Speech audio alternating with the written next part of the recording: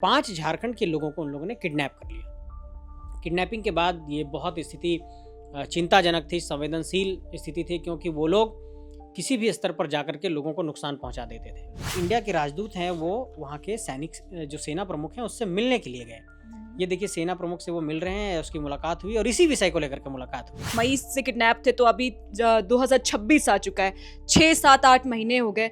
8 महीनों तक वे कैसे रहे, कहाँ थे? AK-47 से लैस होकर के आए, ताबड़तोड़ गोलियां बरसाई, 12 आर्मी को उन लोगों ने मार दिया जो नाइजर के सैनिक थे। ये जो घटना घटी थी, ये कोई साधारण किडनैपिंग थी ही नहीं, ये एक अंतर्राष्ट्रीय स्तर के आतंकी संगठन ने किया था। 6 महीने के बच्चे को पिता का प्यार नहीं मिल पा रहा है और उसका पिता किसी अफ्रीकन कंट्री में जाकर के मजदूरी कर रहा है और आतंकियों के चंगुल में फंस जा रहा है, तो ये कितनी पीड़ा की बात है। मैंने उन्हें एक ईमेल लिखा कि क्यों नहीं आप वहाँ के सेना प्रमुख से जाकर के एक बार मुलाकात करके इस विषय को रखते हैं। जयराम महतो के समर्थक भी कह रहे हैं कि उन्होंने भी काफी भूमिका निभाई है इसमें। बहुत मामलों में ऐसा हुआ है कि ये लोग अगर मतलब काम नहीं बना तो ये प्रशिक्षण देने लगते हैं। अच्छा। और अपनी टीम में भी शामिल कर लेते हैं। 25 अप्रैल को घटना की सूचना मिली और लगातार पत्राचार हुआ। मुझे लगता है कि मेल पर तो कितना कन्वर्सेशन हुआ होगा, 100-150 बार हमने मेल पे बातचीत की होगी। अब उनकी रिहाई हो गई तो उन्हें भारत के जो एम्बेसी की टीम है वो उनको एयरपोर्ट तक सी ऑफ भी करने के लिए आए। 25 अप्रैल 2025 को झारखंड से 5 प्रवासी मजदूर जो नाइजर में किडनैप हो जाते हैं। कई महीने बीत गए और अब वो भारत पहुंच चुके हैं। और इस बीच का जो लंबा फासला था, ये जो लंबा सिलसिला था, वो उनके लिए कितना मुश्किल था ये तो वही बता सकते हैं जब वो आएंगे। लेकिन अब भारत जब वो लौटे हैं, फिलहाल वे मुंबई में हैं, कुछ दिनों में रांची पहुंच जाएंगे, तो इसके पीछे एक इंसान थे जो लगातार लगे हुए थे। संजय मेहता जी हमारे साथ मौजूद है। लगातार उन्होंने पत्राचार किया, मंत्रालय से संपर्क किया और लगातार जो है वे इन मुद्दों पर जो है ध्यान था इनका। हम जानेंगे आखिर कैसा था वहाँ पे जो मजदूर थे, उनकी स्थिति क्या थी, तमाम जो भी चीज़ें हैं, जो मजदूर का वहाँ पे फंसना, मजदूर का वहाँ पे किडनैप होना, उसके बाद वापस से उन्हें रिहा करना, फिर हमारे देश वापस आना और अब झारखंड आना। संजय जी, आप लगातार इस मुद्दे पे बने हुए हैं, आपने 4 बार पत्र लिखा। सवाल रहेगा कि इन 5 मजदूर के बारे में आपको जानकारी कब मिली? जब 25 अप्रैल को इनकी किडनैपिंग हुई और उसके बाद मीडिया से ये तो खबरें मिल ही रही थी, उसके बाद परिवार वालों से जानकारी मिली और उस इलाके के जो हमारे लोग थे, आसू पार्टी के तमाम लोग थे, उन लोगों ने भी इन्फॉर्म किया कि इस तरह की घटना घटी है। और उसके बाद हमने तुरंत विदेश मंत्रालय को संपर्क किया, विदेश मंत्रालय को इस विषय की जानकारी दी। जानकारी देने के बाद जो विषय सामने निकल करके आया वो बहुत चौंकाने वाला था, क्योंकि ये जो घटना घटी थी, ये कोई साधारण किडनैपिंग थी ही नहीं, ये एक अंतर्राष्ट्रीय स्तर के आतंकी संगठन ने किया था। और ये kidnapping Islamic State of Greater Sahara की टीम के लोगों ने किया था। ये Islamic State of Greater Sahara क्या है, इसको समझने की ज़रूरत है। वेस्ट अफ्रीका जो कंट्री है, वेस्ट अफ्रीका के रीजन में जो नाइजर जो कंट्री है, उसके बगल में माली है और बुर्किना फासो कंट्री है। तो माली और बुर्किना फासो के बॉर्डर का एक इलाका है जिसको तिल्लाबेरी बोलते हैं, और नाइजर का कैपिटल जो है वो नियामी है। तो नियामी से 115 किलोमीटर दूर तिल्लाबेरी है, और तिल्लाबेरी में एक जगह है सकोइरा, जहाँ पर 25 अप्रैल को ये लोग AK-47 से लैस होकर के आए, ताबड़तोड़ गोलियां बरसाई, 12 आर्मी को उन लोगों ने मार दिया जो नाइजर के सैनिक थे, और 5 झारखंड के लोगों को उन लोगों ने किडनैप कर लिया। किडनैपिंग के बाद ये बहुत स्थिति चिंताजनक थी, संवेदनशील स्थिति थी, क्योंकि वो लोग किसी भी स्तर पर जाकर के लोगों को नुकसान पहुंचा देते थे। फिर विदेश मंत्रालय से हमने पत्राचार किया, विदेश मंत्रालय को इस विषय की जानकारी दी। उसके बाद विदेश मंत्रालय ने जवाब भेजा कि हम लोग इस पहलू पर प्रयास कर रहे हैं, लेकिन इसमें कई ऐसे विषय हैं जिसको जानने के बाद आपको लगेगा कि वास्तव में ये मामला बहुत ही गंभीर था, बहुत ही संगीन था और बहुत ही सीरियस विषय था। जी, सवाल रहेगा कि आपने कहा कि इतना आतंकियों ने उन्हें किडनैप किया, तो आतंकियों को पता था कि ये प्रवासी मजदूर है, ये भारत से आए हुए हैं, इसलिए वे सुरक्षित है। तो क्या ये जो इतने लंबे समय जो था वो मई से किडनैप थे तो अभी 2026 आ चुका है, 6-7-8 महीने हो गए। 8 महीनों तक वे कैसे रहे, कहाँ थे, इसके बारे में अगर आपको जी, जानकारी है? बिल्कुल जानकारी है मुझे, चूँकि जो आधिकारिक जानकारी वहाँ से मिली है, बुर्किना फासो और माली के बॉर्डर का जो इलाका है, वहीं पे उन लोगों ने अपना एक कैंप बना रखा है, जो टेररिस्ट हैं। और उन लोगों ने वहाँ पर इनको किडनैप करके रखा और ये लोग लगातार जो नाइजर की गवर्नमेंट है, उससे ये लोग नेगोशिएट कर रहे थे रैंसम के लिए। और जब वो रैंसम की माँग करने लगे, तो इससे पहले जो उन लोगों का मोडस ऑपरेंडी है कि वो हमेशा विदेशी नागरिकों को ही किडनैप करते हैं, ताकि वो सरकार से नेगोशिएट करके ले भी ले सकें। और इससे पहले जो चाइनीज़ सिटीजन थे, उनको उन लोगों ने किडनैप किया, इंडिया के लोगों को किडनैप किया और भी दूसरे देशों के लोगों को उन लोगों ने किडनैप किया। तो उनका मोडस ऑपरेंडी ही यही है कि पहले जा कर के किसी प्रोजेक्ट पे जाके हमला करो, जो बाहर से मज़दूर आए हैं उनको किडनैप करो और फिर सरकार पर दबाव बनाओ। तो हमने इस विषय की जानकारी को लेकर के जब विदेश मंत्रालय को लिखा, तो हमने सोचा क्यों ना हम नाइजर को कांटेक्ट करते हैं। तो नाइजर में हमने कांटेक्ट किया, वहाँ पर सीताराम मीना भारत के राजदूत हैं। तो उन्होंने बताया कि हम इस विषय पर प्रयास कर रहे हैं। तो मैंने उन्हें एक ईमेल लिखा कि क्यों नहीं आप वहाँ की सेना प्रमुख से जाकर के एक बार मुलाकात करके इस विषय को रखते हैं कि नाइजर की सेना अगर सपोर्ट करेगी तो हो सकता है कि ये पहलू जो है इसका समाधान का रास्ता निकल जाए। तो आप विश्वास नहीं करेंगे कि जब हमने उनको लिखा कि आप जाइए वहाँ पे उनको कांटेक्ट करिए, तो फिर हमारे जो इंडिया के राजदूत हैं वो वहाँ के सैनिक जो सेना प्रमुख हैं उससे मिलने के लिए गए। ये देखिए सेना प्रमुख से वो मिल रहे हैं, उसकी मुलाकात हुई और इसी विषय को लेकर के मुलाकात हुई कि कैसे इन लोगों को निकाला जाए। उसके बाद फिर हमें विदेश मंत्रालय ने बताया कि हम लोग इस पहलू पर प्रयास कर रहे हैं और ये देखिए विदेश मंत्रालय ने मुझे पत्र भी लिखा। विदेश मंत्रालय ने पत्र लिखते ही वो क्या कहा कि हम लोग इसको प्रयास कर रहे हैं। तो मुझे एक सलाह दिया गया कि आप ऐसी कोई संस्था का पता करिए जो इस मामले में मीडिएशन की भूमिका निभा सकता हो, क्योंकि सरकार के लोग उन लोगों से कांटेक्ट नहीं कर पा रहे थे, टेररिस्ट से कौन कांटेक्ट कर पाएगा। बिल्कुल। तो फिर हमने एक प्राइवेट एनजीओ को कांटेक्ट किया जो नाइजर में इस तरह के विषयों पर काम करता था।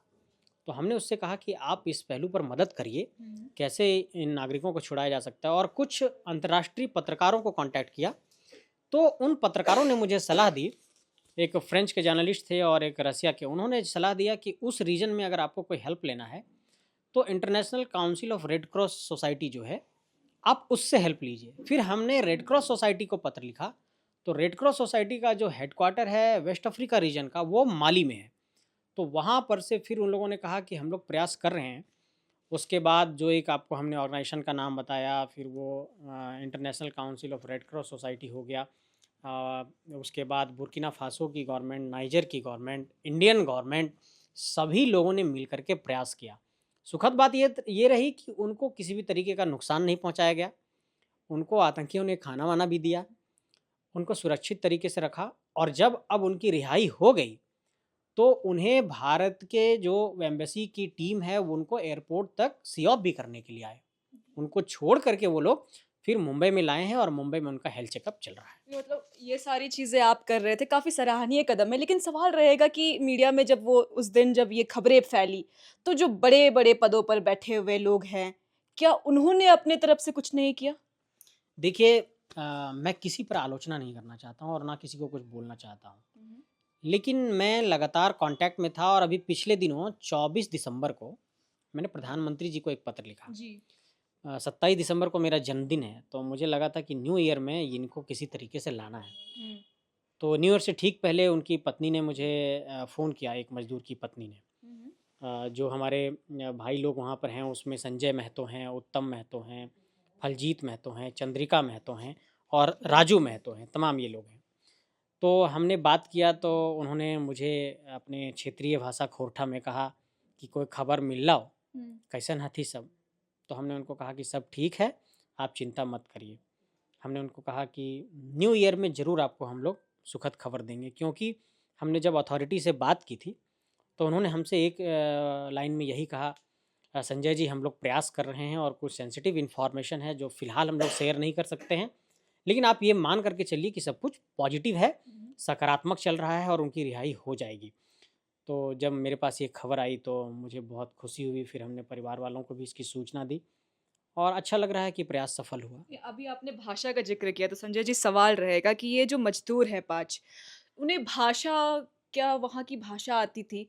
और किस तरीके से कम्युनिकेशन हुआ करता था उन बीच में अगर आतंकी इन लोगों के बीच में, अगर आपको है इसके बारे में जानकारी? देखिए जो उनका मॉडस ऑपरेंडी है, जो कुछ पत्रकारों से जानकारी मिली कि ये सबसे पहले किडनैप करते हैं, हुँ। फिर अपने कैंप के अंदर ले जाते हैं हुँ, हुँ। और बहुत मामलों में ऐसा हुआ है कि ये लोग अगर मतलब काम नहीं बना, हुँ। तो ये प्रशिक्षण देने लगते हैं अच्छा। और अपनी टीम में भी शामिल कर लेते हैं। लेकिन अगर वो नेगोशिएट करते हैं वहाँ की सरकार से कि इसको आपको अगर छुड़वाना है तो हमको ये रैंसम देना होगा, हुँ।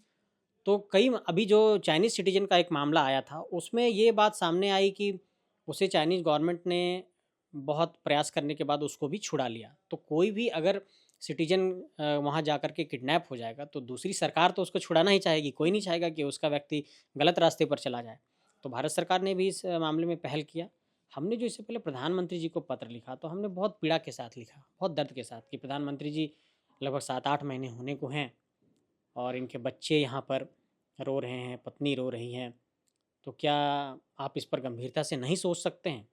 आप विश्वास नहीं करेंगे, प्रधानमंत्री कार्यालय से भी मेरे पास जवाब आया कि हम लोग इसमें प्रयासरत हैं और अंतिम पत्र हमने 24 दिसंबर को लिखा, इस 24 दिसंबर को। 25 अप्रैल को घटना की सूचना मिली और लगातार पत्राचार हुआ। मुझे लगता है कि मेल पर तो कितना कन्वर्सेशन हुआ होगा, 100-150 बार हमने मेल पे बातचीत की होगी।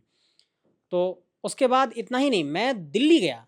हाँ, हाँ, मैं वहाँ पे आप एम्बेसडर से मिलने के लिए गया। हम दिल्ली गए, सीधे एम्बेसी में गए और ये देखिए एम्बेसी में जा कर के हमने अपनी बात रखी। बिल्कुल। तो वहाँ पर भी ये कहा गया कि हम लोग प्रयास तो कर रहे हैं। वहाँ पे ऐसा कुछ होता है क्या कि अगर आप किसी पद पे नहीं है तो सवाल रहता है क्या कि आप क्या हैं? आप क्यों जानना चाहते हैं? नहीं इस तो तरीके हमने से? तो बाकायदा अपॉइंटमेंट के लिए पहले से ईमेल लिख चुका था। अच्छा। तो उन्होंने हमारा लेटर रिसीव किया और उन्होंने कहा कि हम लोग इस पहलू पर कार्रवाई कर रहे हैं हुँ, हुँ। और इनकी भी बहुत बड़ी भूमिका है। जो नाइजर के राजदूत जो भारत में हैं, हुँ। उनकी भी इस मामले में बड़ी भूमिका है। हुँ। उन्होंने भी बहुत प्रयास किया और जो नाइजर में भारत के राजदूत हैं सीताराम मीना, हुँ। उनका भी बड़ा प्रयास रहा है और विदेश मंत्रालय का एक सेक्शन है। हुँ। विदेश मंत्रालय का पूरा सेक्शन बटा हुआ है। वेस्ट अफ्रीका का एक अलग सेक्शन है जो इन सारे चीज़ों पर काम करता है। तो उस सेक्शन में भी जो भी ऑफिसर्स हैं, उन लोगों ने भी बहुत प्रयास किया। मतलब सभी लोगों ने एक तरीके से कह सकते हैं सामूहिक प्रयास किया। मेरा सिर्फ रोल इतना था, हुँ। मैं मैसेज कन्वे कर रहा था, मैं लगातार अपडेट ले रहा था, लगातार उन पर एक तरीके से कह सकते हैं कि प्रेशर बना रहा था, उनसे लिख रहा था और मैं कह रहा था कि आप किसी भी तरीके से एट एनी कॉस्ट उनको आप रिहाई कराइए और मैं कुछ नहीं जानता हूँ बस। ये लोग झारखंड के किस जगह से थे ये जी। पाँचों मज़दूर? झारखंड में जो गिरिडीह जिला है, गिरिडीह का जो बगोदर इलाका है, तो बगोदर वो विधानसभा क्षेत्र है और कोडरमा लोकसभा क्षेत्र है। वहाँ पर एक पंचायत है आपका दोंदलो और मुंडरो, वहाँ के ये रहने वाले हैं और हम लोगों ने यही प्रयास किया इस मामले में कि परिवार वालों को कोई आर्थिक समस्या नहीं हो। तो हमने कंपनी से कहा था कि जितने भी पर्व त्यौहार आएंगे, हुँ। आपको फैमिली वालों के अकाउंट में बोनस देना होगा और सैलरी एक भी कट नहीं करना होगा। क्योंकि वो कंपनी में काम करने के लिए गए थे, वो पावर प्रोजेक्ट था जहाँ पे काम करने गए थे। तो कंपनी ने भी इस बात को स्वीकार किया और उनको दिया। हम लोग भी एक बार बीच में गए तो कुछ आर्थिक सहायता और कुछ हम लोगों ने ग्रॉसरी का आइटम उनको अवेलेबल कराया था फैमिली वालों को और लगातार मैं टच में था, बातचीत कर रहा था। आज मुझे खुशी हो रही है कि एक प्रयास रंग लाया है और लेकिन फिर पीड़ा है, दर्द है। ये खुशी का तो ठीक है, वो रिहाई हुई तो खुशी हो रही है, लेकिन इसके पीछे एक बहुत बड़ी वेदना छिपी है, बहुत बड़ी पीड़ा छिपी है कि जब कोविड का काल था तो सरकार की रिकॉर्ड के अनुसार 8,53,000 लगभग मजदूर झारखंड लौटे थे। सरकार का ये कहना था कि 12-13 लाख मजदूर हैं जो झारखंड से पलायन किए हैं।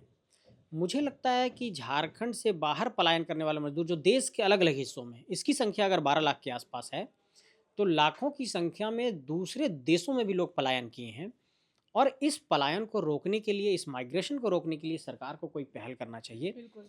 क्योंकि ये तो एक पीड़ा है ना। आप समझिए कि कोई बच्चा अपने घर में रो रहा है, हुँ, हुँ।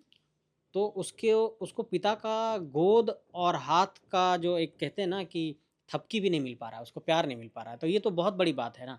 मतलब मैं इमोशनल पॉइंट ऑफ व्यू से इस बात को कह रहा हूँ कि एक 6 महीने के बच्चे को पिता का प्यार नहीं मिल पा रहा है और उसका पिता किसी अफ्रीकन कंट्री में जाकर के मजदूरी कर रहा है और आतंकियों के चंगुल में फंस जा रहा है, तो ये कितनी पीड़ा की बात है। तो मुझे लगता है कि इन विषयों पर तो सोचना चाहिए सरकार को। बिल्कुल आपने एक इमोशनल तरीके से कहा, लेकिन अगर टेक्निकली देखा जाए तो माइग्रेशन किस प्रकार से रुक सकता है? झारखंड, विदेशों में तो लोग जा ही रहे हैं, लेकिन झारखंड से अलग राज्य में भी जा रहे हैं। जी। तो लगातार ये माइग्रेशन का जो सिलसिला है, यहाँ तक कि बच्चे पढ़ाई के लिए भी झारखंड प्रेफर नहीं करते हैं आजकल, मजदूर प्रेफर नहीं कर रहे हैं, डॉक्टर्स प्रेफर नहीं कर रहे हैं, मतलब कोई ऐसा ऑक्यूपेशन नहीं है झारखंड में जो चाहता है कि झारखंड में ही काम करे। ऐसा क्या क्या कुछ कहिएगा मैं इस पर इसमें? क्लैरिटी देना चाहता हूँ। सबसे पहले तो माइग्रेशन 2-3 तरीके का। एक तो है कि ब्रेन ड्रेन हो गया, कि आपने बहुत अच्छी शिक्षा हासिल की, आपने जाकर के अमेरिका में नौकरी कर ली। बिल्कुल। एक हो गया कि आप पढ़ाई के लिए माइग्रेट कर रहे हैं, तो ये हुआ कि आप हायर स्टडीज़ के लिए जा रहे हैं, मौके तलाश रहे हैं। बट ये जो माइग्रेशन है झारखंड के अंदर, जो मैं 12-15 लाख मजदूरों की बात कर रहा हूँ, ये 2 जून की रोटी की तलाश के लिए जा रहे हैं और उनको डिग्निटी के साथ एक लाइफ नहीं मिल पा रहा है। बहुत गरिमा के साथ वो ज़िंदगी नहीं जी रहे हैं। वो 10-15 हज़ार 20 हज़ार की नौकरी कर रहे हैं, किसी तरीके से अपनी ज़िंदगी गुजार रहे हैं। तो आपने कहा कि ये माइग्रेशन रुकेगा कैसे? ये रुकेगा इसलिए ऐसे कि झारखंड में जो निजी क्षेत्र की कंपनियां हैं, तो झारखंड सरकार ने क्या कहा कि 75% हम रिजर्वेशन देंगे लोकल लोगों को और उनको यहाँ पर नौकरी देंगे। तो जितने CCL हैं, BCCL हैं, आपके NTPC है और तमाम तरह की जितनी कंपनियां हैं और जितनी निजी क्षेत्र की कंपनियां हैं, वो एक सभी का कलेक्टिव डेटा सरकार के पास आना चाहिए कि आपके पास कितने वैकेंसी हैं और उन वैकेंसीज में आप झारखंड के कितने लोगों को अवसर दे रहे हैं। तो अगर यहाँ पर स्थानीय काम में लोगों को अवसर मिल जाए तो इसको रोका जा सकता है। मैं एक छोटा एग्जांपल बताता हूँ। जैसे कि कहीं पर कोल माइनिंग हो रहा है, सपोज वहाँ पर डंपर चल रहे हैं 2000 की संख्या में, तो वो डंपर ऑपरेटर जो होंगे, तो ये तो बहुत मतलब 3rd ग्रेड और 4th ग्रेड का काम है, तो ये डंपर ऑपरेटर का काम तो हमारे झारखंड के लोग कम से कम कर सकते हैं। आपको जानकर आश्चर्य होगा कि डंपर ऑपरेटर का काम भी लोग आकर के आंध्र प्रदेश और कहीं और दूसरे राज्यों से कर रहे हैं। बिल्कुल हो रहा है। तो हमारा कहना ये है कि आप ये जो छोटे-छोटे स्किल्ड, नॉन स्किल्ड और सेमी स्किल्ड जो वर्कर हैं, उन वर्कर को यहाँ पर स्पेस दीजिए, उनको काम करने का अवसर दीजिए, तो इस पलायन को रोका जा सकता है। आखिरी सवाल लेंगे संजय जी। जिस जिले से ये 5 मजदूर है, उस जिले में एक डुंगरी नाम का जगह है, जहाँ के एक विधायक है जयराम महतो जी। जयराम महतो के समर्थक जयराम कह रहे हैं कि इसमें उनका भी हाथ है, वो भी खूब खुश है।